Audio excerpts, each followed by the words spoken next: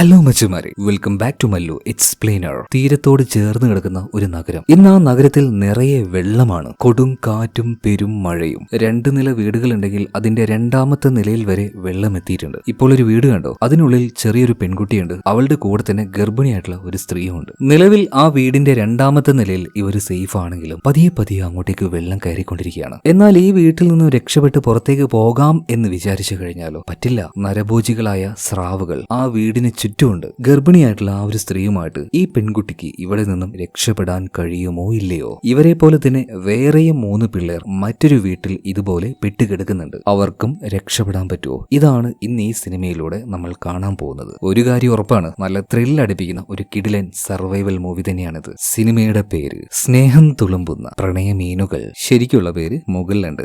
എന്തായാലും നമുക്ക് നേരെ ഈ കഥയിലേക്ക് പോകാം, കഥയുടെ മായാലോകത്തിലേക്ക്. So again welcome back to Mallu explainer. സിനിമയുടെ ആരംഭത്തിൽ ഒരു ബീച്ച് സൈഡ് ടൗൺ കാണിക്കുകയാണ്. മാത്രമല്ല ഗവൺമെന്റിന്റെ ഭാഗത്തുനിന്ന് ഇപ്പോൾ ഒരു അനൗൺസ്മെന്റ് വന്നിട്ടുണ്ട്. കടലിലുണ്ടായ ചില പ്രശ്നങ്ങൾ കാരണം വലിയൊരു കൊടുങ്കാറ്റ് വരുന്നുണ്ട്. ഹെൻറി എന്നാണ് അതിനെ അവർ വിളിക്കുന്നത്. ആ ഒരു കൊടുങ്കാറ്റ് വന്നു കഴിഞ്ഞാൽ ചിലപ്പോൾ അധികം അളവിൽ കരയിലേക്ക് വെള്ളം കയറാൻ സാധ്യതയുണ്ട്. അതുകൊണ്ട് തന്നെ ബീച്ച് സൈഡിലുള്ള ടൗണിലുള്ള ആൾക്കാരോട് എത്രയും പെട്ടെന്ന് തന്നെ ഇവിടുന്ന് മാറാൻ വേണ്ടി ഗവൺമെന്റ് വാണിംഗ് കൊടുക്കുന്നുണ്ട്. സോ ഈ വാണിംഗ് കടലിലേക്ക് പോയ ഒരാൾ കേൾക്കുന്നുണ്ട്. അവന്റെ പേര് ഡെയിൽ എഡ്വാർഡ് എന്നാണ്. സ്രാവുകളെ കുറിച്ച് പഠിക്കുന്ന ഒരു ബയോളജിസ്റ്റ് ആണ് ഈ ഡെയിൽ എഡ്വാർഡ്. എന്തായാലും ഇങ്ങനെ ഒരു വാണിംഗ് കിട്ടിയതുകൊണ്ട് തന്നെ പെട്ടെന്ന് തന്നെ കടലിൽ നിന്നും അവൻ തിരിച്ചു പോകുന്നുണ്ട്. ഇവിടെ സീൻ കെട്ട ഈ അടുത്ത സീനിൽ കാണിക്കുന്നത് ബീച്ച് സൈഡിലെ ഒരു ടൗൺ ആയിട്ടുള്ള ആനിവലിലെ ഒരു വീട്ടിലാണ്. ആ വീട്ടിലാണ് നമ്മുടെ കഥാനായികയായിട്ടുള്ള ഡെക്കോട്ടയുള്ളത്. ന്യൂസ് ചാനലോ അല്ലെങ്കിൽ റേഡിയോ ഇതൊന്നും ഓൺ ആക്കാത്തത് കൊണ്ട് തന്നെ പുറത്ത് എന്താണ് നടക്കുന്നത് എന്ന് അവൾക്ക് യാതൊരു ഐഡിയ ഇല്ല. അതുപോലെ തന്നെ ഭക്ഷണം ഉണ്ടാക്കാൻ നോക്കുന്ന സമയത്ത് യാതൊന്നും വീട്ടിലില്ല. അതുകൊണ്ട് തന്നെ സാധനങ്ങൾ മേടിക്കാനായിട്ട് അവൾ പുറത്തേക്ക് ഇറങ്ങാണ്. പുറത്തേക്ക് ഇറങ്ങി നോക്കുമ്പോൾ നല്ല കാറ്റും മഴയും. ശരിക്കും ഇപ്പോഴാണ് കാലാവസ്ഥ അല്പം മോശമാണെന്ന് ഡെക്കോട്ടയ്ക്ക് മനസ്സിലായത്. ഇപ്പൊ പുറത്തിറങ്ങിയ ഡെക്കോട്ടയെ കണ്ട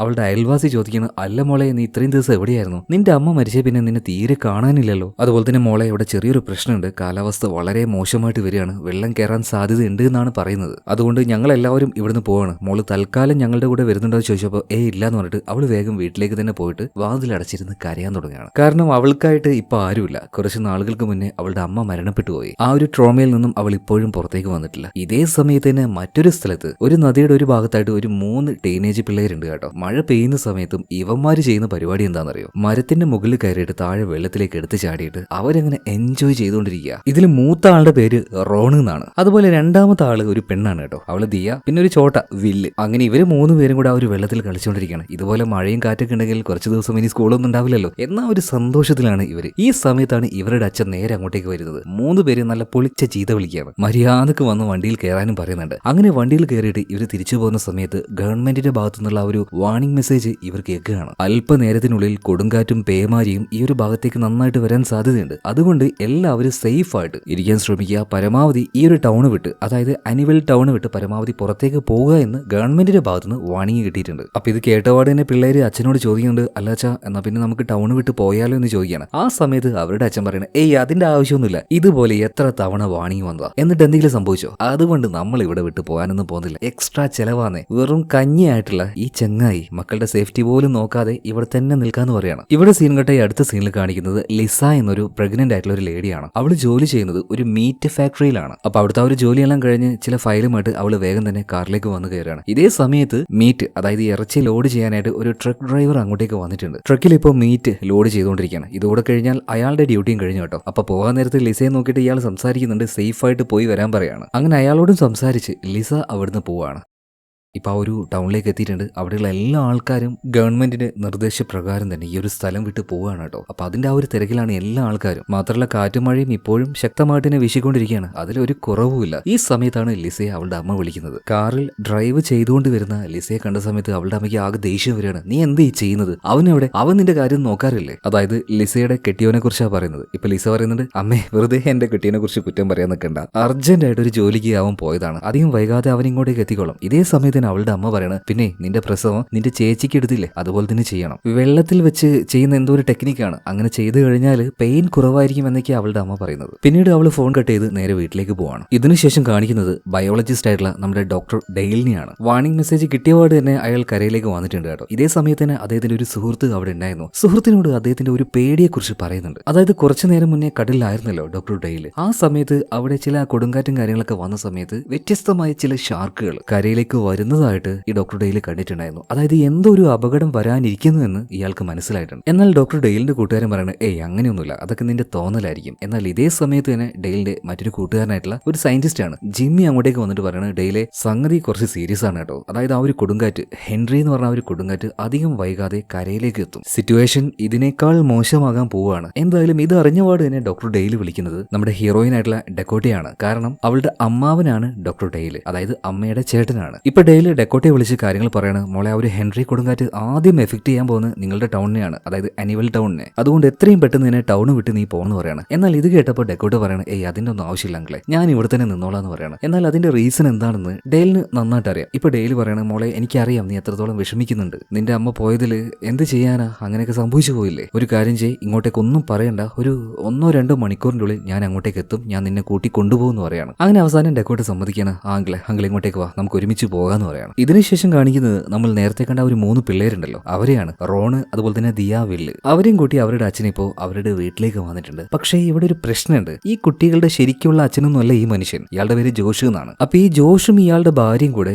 ഈ 3 പിള്ളേരെ നോക്കുന്നു എന്ന് മാത്രമാണ്. അതായത് അനാഥയായിട്ടുള്ള പിള്ളേരെ നോക്കുകയാണെങ്കിൽ ഗവൺമെന്റിന്റെ ഭാഗത്തുനിന്ന് ചെറിയൊരു ഫിനാൻഷ്യൽ സപ്പോർട്ട് ഇവർക്ക് കിട്ടും. ആ ഒരു ഫിനാൻഷ്യൽ ബെനിഫിറ്റിന് വേണ്ടി മാത്രമാണ് ഈ 3 കുട്ടികളെയും ഇവർ നോക്കുന്നത് കേട്ടോ. ഇപ്പോ ഈ ഒരു ജോഷും ഇയാളുടെ ഭാര്യ ഇരിക്കുന്ന ആ ഒരു ബേസ്മെന്റിൽ ഇവർക്ക് ആവശ്യമായിട്ടുള്ള എല്ലാ ഭക്ഷണവും ഉണ്ട്. ഇപ്പൊ ദിയ അങ്ങോട്ടേക്ക് ചെന്നിട്ട് അമ്മയെ വിശക്കുന്നു, എന്തെങ്കിലും കഴിക്കാൻ തരുമെന്ന് ചോദിക്കുമ്പോൾ ആകെ ഒരു മുഷിഞ്ഞ ബ്രെഡ് എടുത്ത് അവർക്ക് എറിഞ്ഞു കൊടുത്തിട്ട് പറയണം, ഇത് മാത്രമേ ഇപ്പോൾ ഉള്ളൂ, ഇനി ഞങ്ങളുടെ പെർമിഷൻ ഇല്ലാതെ ഈ ഭാഗത്തേക്ക് വരാൻ പാടില്ല എന്ന് പറഞ്ഞിട്ട് അവൾ അവിടുന്ന് പറഞ്ഞേക്കുകയാണ്. അതായത് ആ ഒരു കുട്ടികളോട് യാതൊരു രീതിയിലുള്ള ഒരു സ്നേഹമോ ഒന്നും ഇവർ കാണിക്കുന്നില്ല. ഇതേ സമയത്ത് തന്നെ അനിവൽ ടൗണിന്റെ ബീച്ച് സൈഡിലേക്ക് നോക്കുകയാണെങ്കിൽ പെരും കാറ്റും മഴയും അവിടെ നന്നായിട്ട് വീശി അടിച്ചുകൊണ്ടിരിക്കുകയാണ്. തിരമാലകളൊക്കെ അവിടുത്തെ സേഫ്റ്റി മതിലുകളൊക്കെ പൊളിച്ചുകൊണ്ട് ഉള്ളിലേക്ക് കയറിയിട്ടുണ്ട്. അതായത് വലിയ അളവിൽ വെള്ളം ടൗണിലേക്ക് ഇപ്പൊ കയറാൻ തുടങ്ങിയിരിക്കുകയാണ്. ഇതേ സമയത്ത് തന്നെ പ്രഗ്നന്റ് ആയിട്ടുള്ള ആ ഒരു ലേഡി ഉണ്ടല്ലോ, ലിസ, അവരെ കാണിക്കുകയാണ്. അവരിപ്പോഴും വീട്ടിലേക്ക് എത്തിയിട്ടില്ല, കാർ ഡ്രൈവ് ചെയ്തുകൊണ്ട് പോയിക്കൊണ്ടിരിക്കുകയാണ്. ഈ സമയത്താണ് നേരത്തെ കണ്ട ഒരു ട്രക്ക് ഡ്രൈവർ അങ്ങോട്ടേക്ക് വരുന്നത്. അയാൾ ഇപ്പൊ ലിസയോട് പറയണ, വണ്ടി നിർത്ത്, അങ്ങോട്ടേക്ക് പോണ്ട, അവിടെ വലിയൊരു മരം വീണ് കിടക്കുകയാണ്, നീ ഒരു കാര്യം ചെയ്യ്, എന്റെ പിന്നാലെ വാ, സേഫ് ആയിട്ടുള്ള വഴിയിലൂടെ ഞാൻ നിന്നെ കൊണ്ടുപോകാന്ന് പറയണം. ഇതേ സമയത്ത് തന്നെ ഇവർ രണ്ടുപേരും നോക്കുമ്പോൾ ഭീകരമായിട്ടുള്ള ഒരു ശബ്ദം കേൾക്കുകയാണ്. രണ്ടുപേരും അതെന്താണെന്ന് നോക്കിയപ്പോൾ കടലിൽ നിന്നും വളരെ ശക്തമായിട്ട് വെള്ളം ഇങ്ങോട്ടേക്ക് വളരെ വേഗത്തിൽ വന്നുകൊണ്ടിരിക്കുകയാണ്. ഇത് കണ്ട ആ ഒരു ട്രക്ക് ഡ്രൈവറും അതുപോലെ തന്നെ ലിസയും ആകെ പേടിച്ചു പോവാണ്. എന്ത് ചെയ്യണമെന്ന്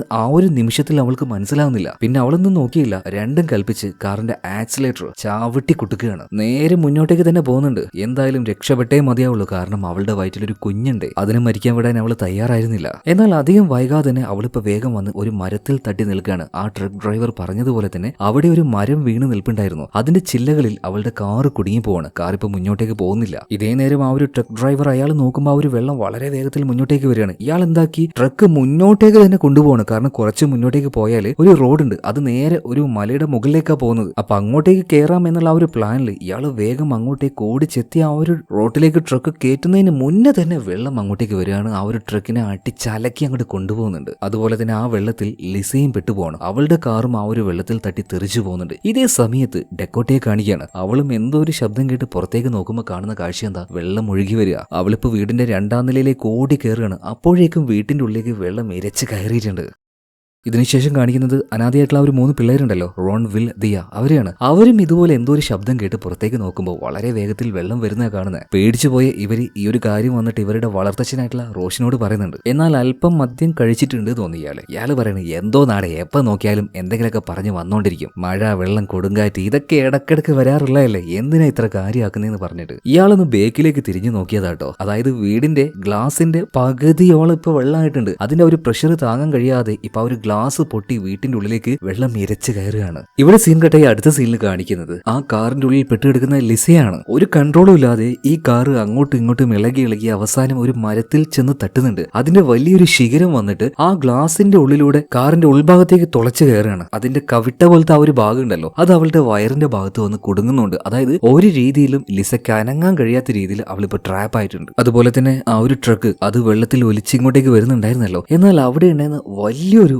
ശില്പമുണ്ട്, ഒരു പ്രതിമ. അതിൽ തട്ടിയിട്ട് ഈ ട്രക്കിന്റെ ആ ഒരു കണ്ടെയ്നർ ഭാഗം ഉണ്ടല്ലോ അതങ്ങോട്ട് പൊട്ടുകയാണ്. ശരിക്കും അതിന്റെ ഉള്ളിൽ എന്താണ്, ആ ഒരു മീറ്റ് കമ്പനിയിൽ നിന്നും പുറത്തേക്ക് കൊണ്ടുപോകാനിരുന്ന ഇറച്ചിയും മീനും അങ്ങനെയുള്ള കാര്യങ്ങളൊക്കെ ആയിരുന്നു. എന്തായാലും ആ ഒരു കണ്ടെയ്നർ പൊട്ടിയപ്പോൾ ഇതെല്ലാം പുറത്തേക്ക് വരികയാണ്. അതിന്റെ ആ ഒരു രക്തം വെള്ളത്തിൽ കലരുന്നുണ്ട്. വെള്ളത്തിൽ കലർന്നാൽ എന്ത് സംഭവിക്കും, അതിന്റെ മണം പെട്ടെന്ന് കടലിലെ സ്രാവുകൾക്ക് കിട്ടും. അതുകൊണ്ട് തന്നെ മണം കിട്ടിയ ഭാഗത്തേക്ക് ഇവറ്റകൾ വരുന്നുണ്ട്. ഇനി എന്ത് സംഭവിക്കുമെന്ന് കണ്ടറിയാം നമുക്ക്. ഇതേ നേരം തന്നെ ഇവിടെ ആകെ വെള്ളം നിറഞ്ഞല്ലോ. ഇപ്പൊ ഒരു 2 കൂട്ടുകാര് അവരിവിടെ നിന്ന് രക്ഷപ്പെടാൻ വേണ്ടിയിട്ട് അവര് തോണിയിൽ അങ്ങനെ തുഴഞ്ഞ പോയിക്കൊണ്ടിരിക്കുകയാണ്. ആ സമയത്ത് ഇവരൊരു സ്ത്രീയുടെ കരച്ചിൽ കേൾക്കുന്നുണ്ട്. നോക്കുമ്പോൾ ആരാണ്, നമ്മുടെ ലിസ. കാറിന് പുറത്തേക്ക് ഇറങ്ങാൻ കഴിയാതെ അവൾ അവിടെ ട്രാപ്പായി നിൽക്കുകയാണല്ലോ. അപ്പൊ അവളുടെ ആ ഒരു നിലവിളി കേട്ട ആ കൂട്ടത്തിലെ ഒരു താടിക്കാരൻ വെള്ളത്തിലേക്ക് ഇറങ്ങിയിട്ട് നേരെ ലിസയുടെ അടുത്തേക്ക് ചെല്ലുകയാണ്. ഭയന്ന് വിറച്ച് കരഞ്ഞോണ്ടിരിക്കുന്ന ലിസയോട് അയാൾ പറയുന്നുണ്ട്, മേഡം നിങ്ങൾ പേടിക്കണ്ട, ഞങ്ങൾ ഇവിടെ ഉണ്ടല്ലോ, ഞങ്ങൾ രക്ഷപ്പെടുത്താന്ന് പറയണം. ഇപ്പൊ ഈ താടിക്കാരൻ മറ്റയാളോട് പറയുന്നത്, എടാ നീ ആ ഒരു കട്ടെടുത്തിട്ട് വാ, നമുക്ക് കാറിന്റെ ഈ ഒരു ഡോറ് മുറിച്ച് ഇവരെ പുറത്തേക്ക് ഇറക്കാന്ന് പറയണം. അങ്ങനെ ഈ താടിക്കാരന്റെ കൂട്ടുകാരനും ആ ഒരു കട്ടർ എടുത്തുകൊണ്ട് പുറത്തേക്ക്, അതായത് ഈ വെള്ളത്തിലേക്ക് ഇറങ്ങുന്നുണ്ട്. എന്നിട്ട് ആ ഒരു കട്ടറുമായിട്ട് ഇവരുടെ അടുത്തേക്ക് വരുന്ന സമയത്ത് പെട്ടെന്ന് ഇയാളെ കാണാതാവുകയാണ്. വെള്ളത്തിനടിയിലേക്ക് ഇയാൾ ആരോ വലിച്ചുകൊണ്ടുപോവാണ്. ഇവനിതെവിടെ പോയി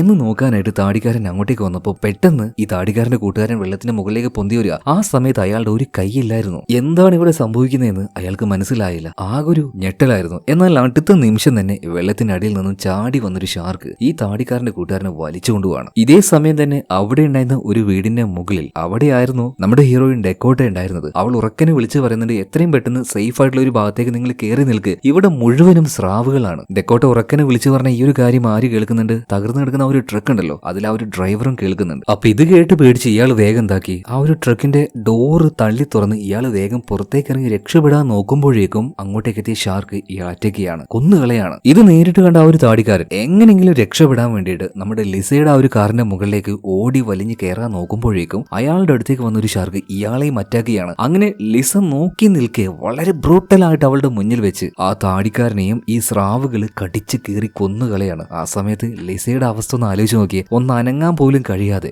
നരഭോജികളായ ആ സ്രാവിന്റെ അരികിൽ അവൾ അങ്ങനെ ഇരിക്കുകയാണ്. ഇതിനുശേഷം കാണിക്കുന്നത് ഡോക്ടർ ഡെയിലിനെയാണ്. അതായത് ഡെക്കോട്ടയെ കൂട്ടാൻ വേണ്ടിയിട്ട് അവളുടെ ആ ഒരു ഏരിയയിലേക്ക് പോകാൻ നിൽക്കുന്ന സമയത്താണ് ഇവരൊരു വാർത്ത കാണുന്നത്. അതായത് ആനിവൽ ടൗണിന്റെ ആ ഒരു സൈഡ് മുഴുവനായിട്ടും വെള്ളം നിറഞ്ഞിരിക്കുകയാണ്. അങ്ങോട്ടേക്ക് പോകാനുള്ള എല്ലാ റൂട്ടിലും വെള്ളമാണ്. അപ്പൊ എന്തായാലും കാർ എടുത്തുകൊണ്ട് അവളെ കൂട്ടാനായിട്ട് അങ്ങോട്ടേക്ക് പോകാൻ കഴിയില്ല. അതുകൊണ്ട് തന്നെ ഇവരുടെ കുറച്ച് സുഹൃത്തുക്കളുണ്ട്, റിപ്പോർട്ടേഴ്സ് ആണ്. അപ്പൊ അവരുടെ വാഹനത്തിൽ ഒരു ബോട്ട് ഘടിപ്പിച്ചുകൊണ്ട് നേരെ ആനിവൽ എന്ന് പറഞ്ഞ ഒരു സ്ഥലത്തേക്ക് പോവാണ്. ഇത്രയും റിസ്ക് എടുത്തുകൊണ്ട് ആ റിപ്പോർട്ടേഴ്സ് ഡോക്ടർ ഡെയിലുമായിട്ട് അങ്ങോട്ടേക്ക് പോകുന്നത് ഡെയിലിനെ സഹായിക്കാനൊന്നുമല്ല, അവർക്ക് അവിടെ എത്തിയിട്ട് ന്യൂസിന് ആവശ്യമായിട്ടുള്ള വീഡിയോ ഫുട്ടേജ് എടുക്കാൻ വേണ്ടിയിട്ടാണ്. ഇതേ സമയത്ത് തന്നെ നമ്മുടെ പിള്ളേരുണ്ടല്ലോ, റോൺ, വിൽ, ദിയ, ഇവര് അവരുടെ ആ ഒരു വീടിന്റെ 2ാമത്തെ നിലയിലാണ്. അവരുടെ വളർത്തച്ഛനും അതുപോലെ തന്നെ അമ്മയും കൂടെയുണ്ട്. എന്നാൽ എന്ത് ചെയ്യണമെന്ന് യാതൊരു ഐഡിയയും ഇവർക്ക് 2 പേർക്കും ഇല്ല. ഈ സമയത്താണ് നമ്മുടെ റോൺ ഒരു ഐഡിയ പറയുന്നത്. അതായത് ഇവരുടെ കയ്യിലുള്ള ആ ഒരു കാർ, അതിന്റെ സൈലൻസർ അത് താഴെയല്ല അതിന്റെ മുകൾ ഭാഗത്തേക്ക് അതിന്റെ കുഴല് നീട്ടി വെച്ചിട്ടുണ്ട്. അതായത് വെള്ളത്തിലൂടെയും ആ ഒരു കാർ ഡ്രൈവ് ചെയ്ത് കൊണ്ടുപോകാം, ഒരു പ്രശ്നവുമില്ല. ഇപ്പൊ ജോഷിനും അയാളുടെ ഭാര്യയ്ക്കും അത് നല്ലൊരു ഐഡിയ ആയിട്ട് തോന്നുന്നു. അതുകൊണ്ട് തന്നെ ഇവര് 2 പേരും നേരെ വീടിന്റെ താഴേക്ക് ഇറങ്ങിയിട്ട് ഷെഡിന്റെ ഭാഗത്തേക്ക് പോവാണ്. അവിടെയാണ് കാറുള്ളത്. പിള്ളേര് 3 പേരും ആ ഗ്ലാസ്സിലൂടെ പുറത്തേക്ക് നോക്കുന്നുണ്ട്. എന്നാൽ അവരെ ഞെട്ടിച്ചുകൊണ്ടൊരു കാര്യം ഇപ്പൊ അവിടെ കാണുകയാണ്. ഒരു വലിയ സ്രാവ് ആ വെള്ളത്തിലൂടെ ക്രോസ് ആയി പോകുന്നത് അവര് ശരിക്കും തൊട്ടടുത്ത് നിന്ന് കണ്ടു കേട്ടോ.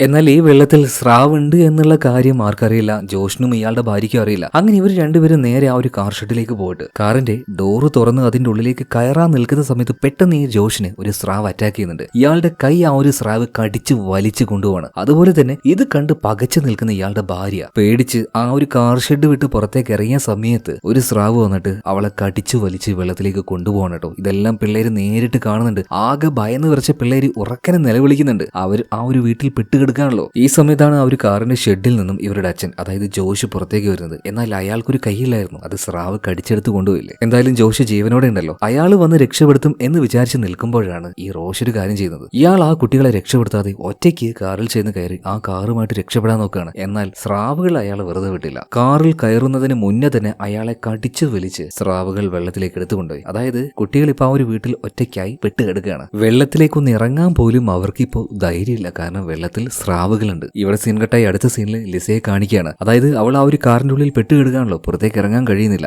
എന്നാൽ തൊട്ടടുത്തുണ്ടായിരുന്ന വീടിന്റെ രണ്ടാമത്തെ നിലയിൽ സേഫ് ആയിട്ടിരിക്കുന്ന ഡെക്കോട്ടയെ ഇപ്പൊ ലിസ കാണുന്നുണ്ട്. അപ്പൊ ഡെക്കോട്ടയോട് സഹായിക്കാൻ വേണ്ടി പറയുന്നുണ്ട്. എന്നാൽ ഡെക്കോട്ട പറയാണ്, നിങ്ങളുടെ മുന്നിൽ വെച്ചല്ലേ സ്രാവുകൾ 3 പേരെ കടിച്ചു കയറി കൊന്നത്, എനിക്ക് ഈ വെള്ളത്തിൽ ഇറങ്ങാനുള്ള ധൈര്യം ഇല്ല എന്ന് പറയാണ്. അങ്ങനെ പേടിച്ച് അവൾ ആ ഒരു വീട്ടിന്റെ ഉള്ളിൽ തന്നെ ഇരിക്കുകയാണ് കേട്ടോ. ഈ സമയത്ത് ലിസ ദയനീയമായിട്ട് കരഞ്ഞുകൊണ്ടിരിക്കുകയാണ്. പ്ലീസ് ദയവ് ചെയ്ത് ഒന്ന് രക്ഷപ്പെടുത്താൻ പറ്റുമോ, എന്റെ വയറ്റിലൊരു കുഞ്ഞുണ്ട്, ഞാൻ ഗർഭിണിയാണ്. ഇത് കേട്ട സമയത്ത് ഡെക്കോട്ടയുടെ മനസ്സ് മാറുകയാണ്. ഇല്ലാത്ത ധൈര്യം ഉണ്ടാക്കിയെടുത്ത് വീടിന്റെ ആദ്യത്തെ ഫ്ലോറിലേക്ക് പോയിട്ട് കിച്ചണിൽ പോയിട്ട് ഒരു കത്തിയെടുത്ത് അവൾ മുകളിലേക്ക് തന്നെ തിരിച്ചു വരികയാണ്. എന്നിട്ട് ജനാലയിലൂടെ അവൾ പതിയെ പുറത്തേക്ക് ഇറങ്ങുന്നുണ്ട്. വെള്ളത്തിൽ വന്ന് പെട്ട ഒരുപാട് കാറുകൾ അവിടെ ഉണ്ടായിരുന്നു. അതിന്റെ മുകളിലൂടെ ചവിട്ടിയാണ് അവൾ പുറത്തേക്ക് ഇറങ്ങുന്നത്. മാത്രമല്ല ഈ ഒരു വെള്ളപ്പൊക്കത്തിൽ ഒരു മരത്തിന്റെ വീട് ഒലിച്ചു വന്നിട്ടുണ്ടായിരുന്നു. അതിന്റെ കോരയുടെ മുകളിൽ ചവിട്ടി അവൾ അങ്ങനെ നിൽക്കുന്ന സമയത്ത് താണ്ടെ തൊട്ട് മുന്നിലൂടെ ഒരു സ്രാവ് പോവുകയാണ്. വെള്ളത്തിലേക്കൊന്ന് കാല് വെക്കാൻ വരെ അവൾക്ക് ഇപ്പൊ ധൈര്യം കിട്ടുന്നില്ല. എന്നാലും തൊട്ടപ്പുറത്ത് ഗർഭിണിയായിട്ടുള്ള ഒരു സ്ത്രീ ആ വാഹനത്തിൽ പെട്ടുകിടക്കുകയാണല്ലോ. രണ്ടും കൽപ്പിച്ച് അവൾ ആ ഒരു വെള്ളത്തിലേക്ക് ഇറങ്ങി വേഗം തന്നെ ലിസയുടെ കാറിന്റെ മുകളിലേക്ക് വലിഞ്ഞു കയറുന്നുണ്ട്. അതിന്റെ മുകൾ ഭാഗം ഈ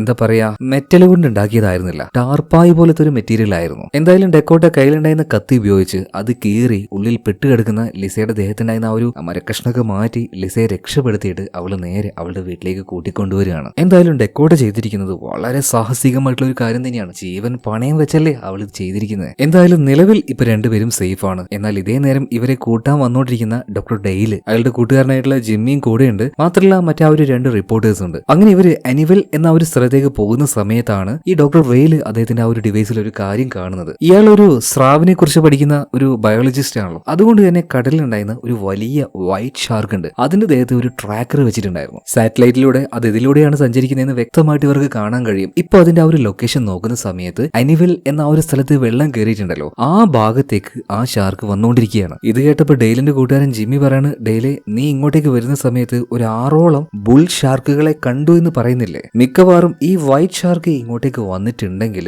ഓൾറെഡി അതിന് മുന്നേ തന്നെ ആ 6 ഷാർക്കുകളും ഇങ്ങോട്ടേക്ക് എത്തിയിട്ടുണ്ടാവണം. അതായത് ജിമ്മി അവന്റെ ഒരു സംശയം മാത്രമേ പറഞ്ഞത്, യഥാർത്ഥത്തിൽ അത് സത്യമായിരുന്നു. ഇപ്പൊ ഇതെല്ലാം കേട്ടുകൊണ്ടിരിക്കുന്ന ആ 2 റിപ്പോർട്ടേഴ്സ് പറയണം, ആഹാ ഇന്ന് ഒരുപാട് കണ്ടന്റുകൾ ഉണ്ടാക്കണം, ഒരുപാട് വീഡിയോസ് എടുക്കണം, നമ്മുടെ ചാനൽ ഇന്ന് ടോപ്പ് റേറ്റിലേക്ക് കൊണ്ടുവരണമെന്ന് ഇവരിങ്ങനെ സംസാരിക്കുകയാണ്. സിറ്റുവേഷൻ എത്ര മോശമാണെന്ന് മനസ്സിലാക്കാതെയാണ് ഈ 2 മണ്ടന്മാരും വീഡിയോ എടുക്കാൻ വേണ്ടിയിട്ട് ഇറങ്ങി തിരിച്ചിരിക്കുന്നത്. എന്തായാലും കാറ് ഡ്രൈവ് ചെയ്ത് ഒരു സ്ഥലത്തേക്ക് എത്തിയ സമയത്ത് ഇനി അങ്ങോട്ടേക്ക് ഈ വെള്ളത്തിലൂടെ കാർ കൊണ്ട് അവർക്ക് പോകാൻ കഴിയില്ല. ഇവർ കൊണ്ടുവന്ന ആ ഒരു ബോട്ടുമായിട്ട് മുന്നോട്ടേക്ക് പോകാൻ കഴിയുള്ളൂ. എന്നാൽ ആ ഒരു സിറ്റുവേഷൻ കണ്ട സമയത്ത് ഇവരുടെ ഉള്ളിലേക്ക് ചെറിയൊരു പേടി വന്നു. ഇവർ പറയണ നമുക്കിനി മുന്നോട്ടേക്ക് പോകണം, തിരിച്ചു പോയിക്കൂടെ? എന്നാൽ ഡോക്ടർ ഡെയിലി പറയണ ഒരു കാരണവശാലും തിരിച്ചു പോകാൻ പറ്റില്ല, ആ ഭാഗത്തൊക്കെ വെള്ളം കയറി കഴിഞ്ഞു. ഇനിയുള്ള ഏക മാർഗം എന്ന് പറയുന്നത് നേരെ ആനിവലിലേക്ക് ഈ ഒരു ബോട്ട് വെച്ച് പോകുന്നതാണ്, അതല്ലാതെ മറ്റൊരു രക്ഷയില്ല എന്ന് പറയണം. അതുപോലെ ആനിവലിലേക്ക് പോകാനായിട്ട് ഏകദേശം ഇനിയും 100 കിലോമീറ്ററോളം ഉണ്ട്. എന്തായാലും ആ ഒരു ശക്തമായ കാറ്റത്തും മഴയത്തും ഇവർ ആ ഒരു ബോട്ട് എടുത്തുകൊണ്ട് നേരെ അനിവലിലേക്ക് പോയിക്കൊണ്ടിരിക്കുകയാണ്. ഇതേ നേരം തന്നെ അനിവലിൽ പെട്ടുകിടക്കുന്ന ആ 3 പിള്ളേരെ കാണിക്കുകയാണ്. വീടിന്റെ 2ാമത്തെ നിലയിലാണ് അവരിപ്പോൾ ഉള്ളത്. വെള്ളം കയറിക്കൊണ്ടിരിക്കുകയാണ്. അതുപോലെ തന്നെ ഇപ്പൊ നിലവിൽ അവർ സേഫ് ആണ് കേട്ടോ. പക്ഷെ ആ ഒരു ഷാർക്ക്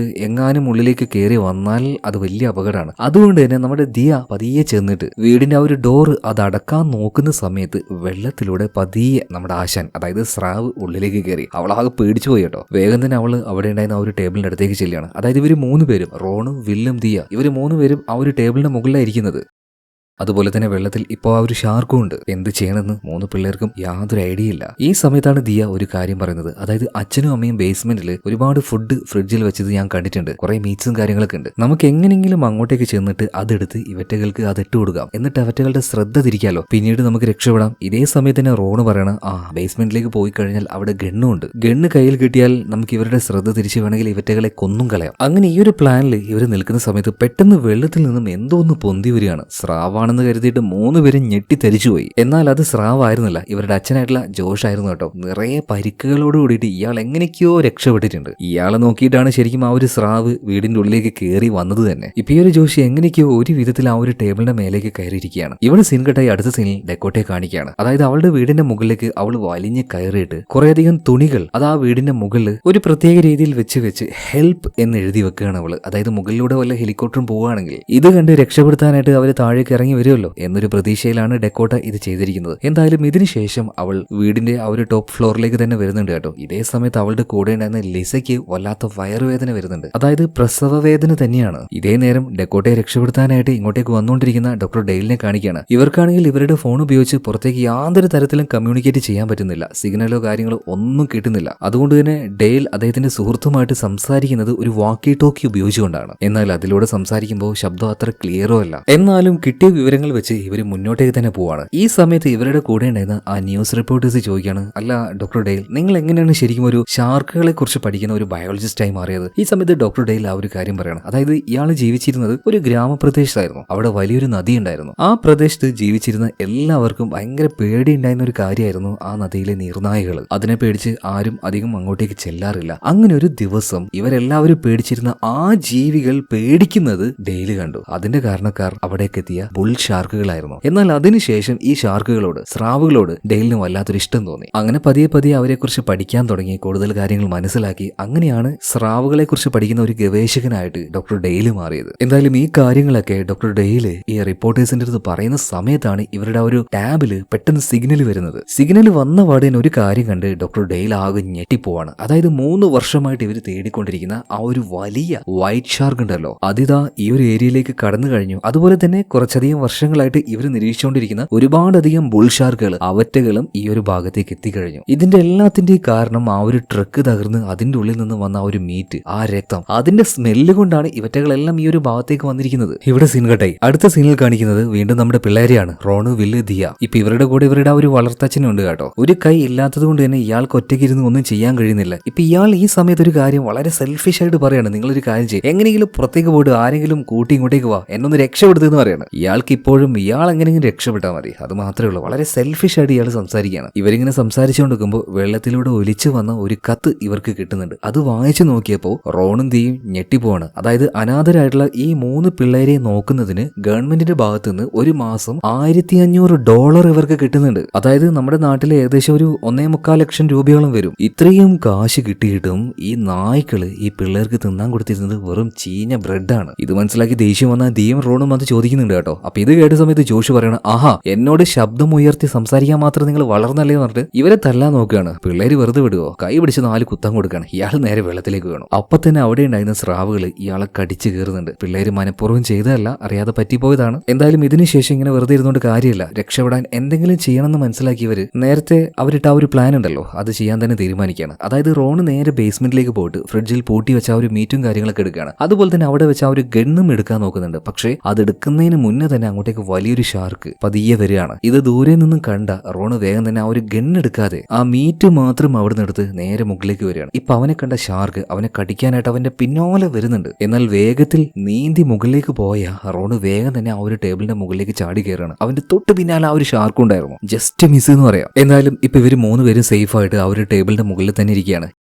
ഇതേ സമയത്ത് തന്നെ നമ്മുടെ ലിസയും ഡെക്കോട്ടയും കാണിക്കുന്നുണ്ട്. ലിസയ്ക്കാണെങ്കിൽ ഭയങ്കരമായിട്ടുള്ള ഒരു പ്രസവ വേദന വന്നിട്ടുണ്ട്. ഇങ്ങനെ ഇരിക്കുകയാണെങ്കിൽ ലിസയ്ക്ക് എന്തെങ്കിലും സംഭവിക്കും, അവൾ എങ്ങനെയെങ്കിലും രക്ഷപ്പെടുത്തണമെന്ന് ഡെക്കോട്ട തീരുമാനിക്കുകയാണ്. എന്നാൽ എങ്ങനെ രക്ഷപ്പെടുത്തും? കുറച്ചുനേരം ആലോചിച്ചപ്പോഴാണ് ഡെക്കോട്ടയ്ക്ക് അത് ഓർമ്മ വന്നത്. അതായത് കാറിൽ നേരത്തെ ലിസ പെട്ടുകിടുന്ന സമയത്ത് അവളെ രക്ഷിക്കാനായിട്ട് 2 പേര് വന്നായിരുന്നല്ലോ. അവരുടെ ആ ഒരു ബോട്ട് അത് ഇവിടെ എവിടെയുണ്ട്, അതെങ്ങനെയെങ്കിലും കണ്ടുപിടിക്കണം. എന്നാൽ ഈ വെള്ളത്തിലേക്ക് ഇറങ്ങാൻ മാത്രമുള്ള ധൈര്യം അവൾക്ക് ഇപ്പൊ കിട്ടുന്നില്ല കേട്ടോ. പക്ഷേ അവിടെ ഉണ്ടായിരുന്ന ലിസയുടെ ആ ഒരു കരച്ചിൽ കേട്ടപ്പോൾ ഡെക്കോട്ട അവളുടെ പേടിയെല്ലാം മറക്കുകയാണ്. എങ്ങനെയെങ്കിലും ഇവരെ രക്ഷപ്പെടുത്തേ മതിയാവുള്ളൂ എന്ന് പറഞ്ഞിട്ട് അവള് നേരെ റൂമിലേക്ക് വന്നിട്ട് എന്തൊക്കെയോ ചെയ്യാണ്. പതിയെ പതിയെ വെള്ളം അവിടെ കയറുന്നുണ്ട്. അധിക നേരം ഇനി ഇവിടെ നിൽക്കാനും പറ്റില്ല. രക്ഷപ്പെടാൻ എന്തെങ്കിലും ഒരു മാർഗം കണ്ടുപിടിച്ചേ മതിയാവുള്ളൂ. എന്തായാലും ഡെക്കോട്ട ഇങ്ങനെ ഓരോ കാര്യങ്ങൾ ചെയ്യുന്ന സമയത്ത് ഇത് കണ്ട് ലിസ ചോദിക്കാണ്, നീ എന്തേ ചെയ്യുന്നത്? ഇപ്പൊ ഡെക്കോട്ട പറയാണ്, എന്റെ അങ്കിള് ഈ സ്രാവുകളെ കുറിച്ച് പഠിക്കുന്ന ഒരു ബയോളജിസ്റ്റ് ആണ്. അതുകൊണ്ട് തന്നെ അങ്കിൾ എനിക്ക് ഈ സ്രാവുകളുമായി ബന്ധപ്പെട്ട ഒരുപാട് കാര്യങ്ങൾ പറഞ്ഞു തന്നിട്ടുണ്ട്. എന്തെങ്കിലും ചെറിയൊരു വൈബ്രേഷൻ അത് വെള്ളത്തിൽ വരുമ്പോഴാണ് ഇത് മനസ്സിലാക്കി സ്രാവുകൾ അങ്ങോട്ടേക്ക് വരുന്നത്. ഞാൻ അവറ്റകളുടെ ശ്രദ്ധ തിരിക്കാനായിട്ട് ഇവിടെ ഒരു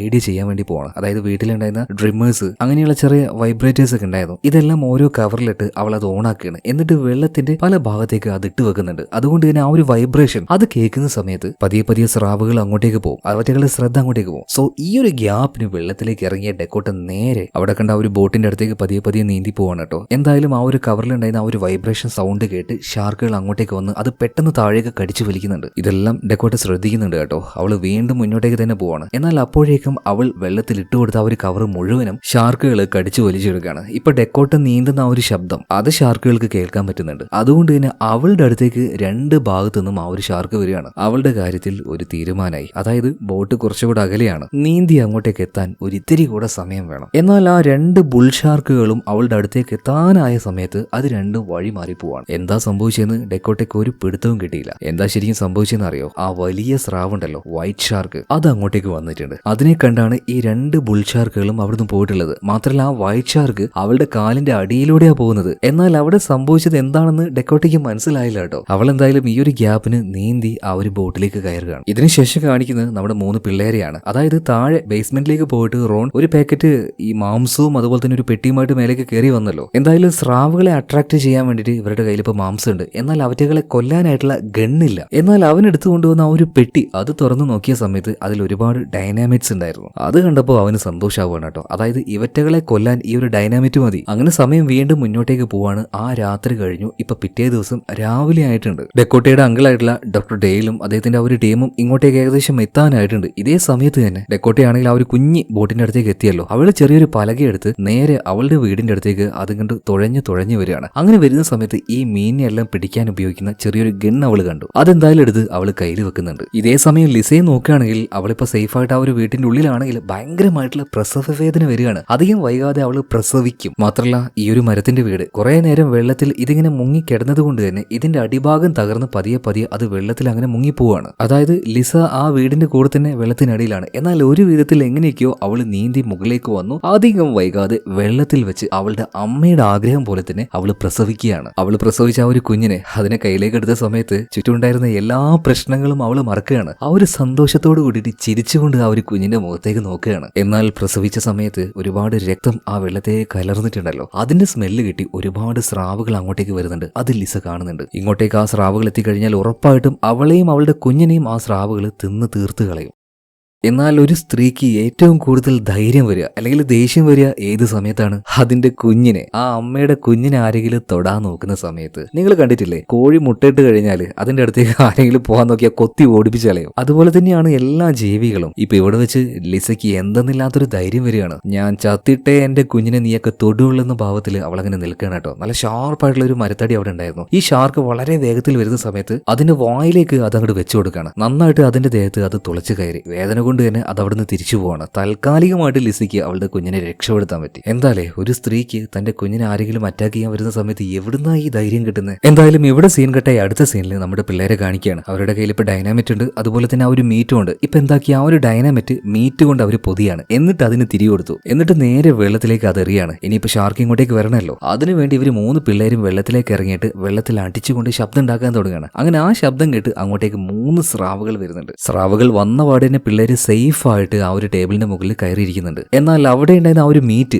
അത് കണ്ടപ്പോൾ ഇവറ്റകൾ ചെന്ന് അത് കടിക്കുകയാണ്. അപ്പൊ തന്നെ ആ ഒരു ഡൈനാമിറ്റ് പൊട്ടുന്നുണ്ട്. ഈ 3 സ്രാവുകളും പൊട്ടിച്ചെതറി പോവാണ്. ഇപ്പൊ മറ്റൊരു ഭാഗത്ത് ഡെക്കോട്ട നോക്കുമ്പോൾ അവളിപ്പോ സേഫായിട്ട് ആ ഒരു ബോട്ടിലാണെങ്കിലും വെള്ളത്തിൽ വെച്ച് പ്രസവിച്ച നമ്മുടെ എലിസ അവളിപ്പോഴും വെള്ളത്തിലാണ്. അവളുടെ അടുത്തേക്ക് ഒരു സ്രാവ് വന്നുകൊണ്ടിരിക്കുകയാണ്. ഡെക്കോട്ട ഒന്നും നോക്കിയില്ല. അവളുടെ കയ്യിലുണ്ടായിരുന്ന മീനിനെ പിടിക്കുന്ന ഒരു ഗണ്ണുണ്ടല്ലോ, അത് വെച്ച് ആ സ്രാവിനിട്ട് അടിക്കുകയാണ്. എന്തായാലും അതുകൊണ്ട് ആ ഒരു വേദനയിൽ ഷാർക്ക് അവിടുന്ന് തിരിഞ്ഞു പോവാണ് കേട്ടോ. ഈ ഒരു ഗ്യാപ്പിന് വേഗം തന്നെ അങ്ങോട്ടേക്ക് തുഴഞ്ഞു ചെന്ന് ഡെക്കോട്ട ഇപ്പോൾ ആ ഒരു ബോട്ടിലേക്ക് ലിസയെ വലിച്ചു കയറ്റി രക്ഷപ്പെടുത്താൻ നോക്കുകയാണ്. എന്നാൽ അതേ സമയം തന്നെ അതിലൂടെ പോയ ഒരു ഷാർക്ക് ഈ ബോട്ടിന്റെ അടിക്കിട്ട് ഒരു തട്ട് കൊടുക്കുകയാണ്. അതുകൊണ്ട് തന്നെ ബോട്ട് ഇപ്പൊ തലകീഴായി മറിഞ്ഞെടുക്കുകയാണ്. ഇപ്പൊ നിലവിൽ ഡെക്കോട്ടയും അതുപോലെ തന്നെ ലിസയും അവളുടെ കുഞ്ഞും വെള്ളത്തിൽ തന്നെയാണ്. അവരുടെ ചുറ്റും ഇപ്പൊ സ്രാവുകളുണ്ട്. അവരുടെ കാര്യത്തിൽ ഒരു തീരുമാനമായി എന്ന് വിചാരിച്ച് നിൽക്കുമ്പോഴാണ് കറക്റ്റ് ഈ സമയത്ത് അങ്ങോട്ടേക്ക് ഡോക്ടർ ഡെയിലും അദ്ദേഹത്തിന്റെ കൂട്ടുകാരും വരുന്നത്. ഡെയിൽ അപ്പൊ തന്നെ ഇയാളുടെ കയ്യിലുണ്ടായിരുന്ന ഒരു മെഷീൻ അത് ഓണാക്കിയിട്ട് വെള്ളത്തിന്റെ ആ ഒരു ഭാഗത്തേക്ക് ഇടുകയാണ്. ഒരു പ്രത്യേകതരം വൈബ്രേഷൻ, ഒരു ഷോക്ക് വേവ് അതൊന്ന് വരും. സോ അത് കേട്ട് പേടിച്ച് ഷാർക്കുകൾ അവിടുന്ന് വേഗം തന്നെ പോവുകയാണ്. എന്നാൽ കൂട്ടത്തിൽ ഇച്ചിരി കുറുമ്പ് കൂടിയ ഒരു സ്രാവ് ഇപ്പോഴും അവിടെ തന്നെ നിൽക്കുകയാണ് കേട്ടോ. അത് അവിടുന്ന് പോകാൻ കൂട്ടാക്കാതെ ഡെക്കോട്ടയും അതുപോലെ തന്നെ ലിസയും കടിച്ചു കീറാനായിട്ട് അത് അവരുടെ അടുത്തേക്ക് ഏകദേശം എത്താനായ സമയത്ത് ആ വലിയ വൈറ്റ് ഷാർക്ക് ഉണ്ടല്ലോ, അത് വന്നിട്ട് ഈ ബുൾ ഷാർക്കിനെ കടിച്ചെടുത്ത് വെള്ളത്തിന്റെ അടിയിലേക്ക് കൊണ്ടുപോയിട്ട് അതിനെ മുറിച്ച് കഷ്ണമാക്കി തിന്നുകൊണ്ടിരിക്കുകയാണ്. ഈ കാര്യങ്ങളെല്ലാം ഡോക്ടർ ഡെയിലിന്റെ കൂടെ വന്ന ഒരു റിപ്പോർട്ടേഴ്സ് ഷൂട്ട് ചെയ്യുന്നുണ്ട്. അതായത് ഈ സംഭവം എങ്ങാനും വാർത്തയിൽ കൊടുത്തു കഴിഞ്ഞാൽ ഇതായിരിക്കും ഇന്നത്തെ ട്രെൻഡിങ് ന്യൂസ്. എന്തായാലും ഡെയിൽ വേഗം തന്നെ ഡെക്കോട്ടയും ലിസയുടെ കുഞ്ഞിനെയും ആ ഒരു ബോട്ടിലേക്ക് വേഗം രക്ഷപ്പെടുത്തുന്നുണ്ട്. ഇതേ സമയത്ത് തന്നെ നമ്മുടെ പിള്ളേര് ഇവര് 3 പേരും ചേർന്നിട്ട് സ്രാവുകളെ കൊന്നല്ലോ. അപ്പൊ ആ ഒരു ധൈര്യത്തിൽ ഇവര് നേരെ ആ ഒരു കാർ ഷെഡിലേക്ക് വന്നിട്ട് കാർ എടുത്ത് ഇവിടുന്ന് രക്ഷപ്പെട്ടു പോവാണ്. അതുപോലെ തന്നെ സേഫ് ആയിട്ട് ബോട്ടിലിരിക്കുന്ന നമ്മുടെ ലിസ ഇപ്പോ ഡോക്ടർ ഡെയിലിന്റെ സുഹൃത്തിനോട് ചോദിച്ച് അവന്റെ ഫോൺ മേടിച്ചിട്ട് ലിസ അവളുടെ അമ്മയെ വിളിക്കുകയാണ്. വീഡിയോ കോൾ ചെയ്തിട്ട് ഭയങ്കര സന്തോഷമുള്ള ആ ഒരു കാര്യം പറയണം കേട്ടോ. അമ്മേ, നിങ്ങളൊരു മുത്തശ്ശിയായി കേട്ടോ, ദാ കുഞ്ഞെന്ന് പറഞ്ഞിട്ട് കാണിച്ചു കൊടുക്കുന്നുണ്ട്. എന്തായാലും ലിസയുടെ അമ്മയ്ക്ക് ഭയങ്കരമായിട്ട് സന്തോഷമായി. അതുപോലെ തന്നെ ഡോക്ടർ ഡെയിലി ഡെക്കോട്ടയെ ചേർത്ത് പിടിക്കുകയാണ്. ഇനി എന്തായാലും നിന്നെ ഞാൻ ഒറ്റയ്ക്കാക്കാൻ പോകുന്നില്ല. എന്റെ മോളെ പോലെ തന്നെ ഞാൻ നിന്നെ വളർത്തും. മോളെ പോലെയല്ല, എന്റെ മോളായിട്ട് തന്നെ ഞാൻ വളർത്തും. എന്തായാലും ഇവരെല്ലാവരും വളരെ സേഫ് ആയിട്ട് തന്നെ ഇവിടുന്ന് പോവാണ്. നല്ല ഹാപ്പി ആയിട്ടുള്ള ഒരു എൻഡിങ് അല്ലേ? എന്നാൽ അത്ര ഹാപ്പി ആയിട്ടുള്ള ഒരു എൻഡിങ് അല്ല. അതായത് ഡോക്ടർ ഡെയിലിന്റെ സുഹൃത്തായിട്ടുള്ള ആ സയന്റിസ്റ്റ് ഉണ്ടല്ലോ, അദ്ദേഹം നോക്കുന്ന സമയത്ത് ഇപ്പൊ വന്നിരിക്കുന്ന ഹെൻറി എന്ന് പറഞ്ഞ ഈ ഒരു കൊടുങ്കാറ്റ് ഇതൊന്നുമല്ല, ഇനി വരാനിരിക്കുന്നത് അതിനേക്കാൾ വലിയൊരു കൊടുങ്കാറ്റാണ്. ഇത് കണ്ട് ഞെട്ടി നിൽക്കുന്ന ഡെയിലിന്റെ ആ ഒരു സുഹൃത്തിനെ കാണിച്ചുകൊണ്ടാണ് സിനിമ ഇവിടെ തീരുന്നത്. അപ്പൊ എങ്ങനെയുണ്ട് ഈ ഒരു കഥ? നിങ്ങൾക്ക് ഇഷ്ടമായോ? ഇഷ്ടമായാൽ തീർച്ചയായിട്ടും കമന്റിലൂടെ നിങ്ങൾ മറുപടി പറയണം കേട്ടോ. ഇതുപോലെയുള്ള സർവൈവൽ മൂവി വേണമെങ്കിൽ അത് നിങ്ങൾ പറയണം. എന്നാൽ നമുക്ക് അടുത്ത വീഡിയോയിൽ വീണ്ടും കാണാം. Okay, by.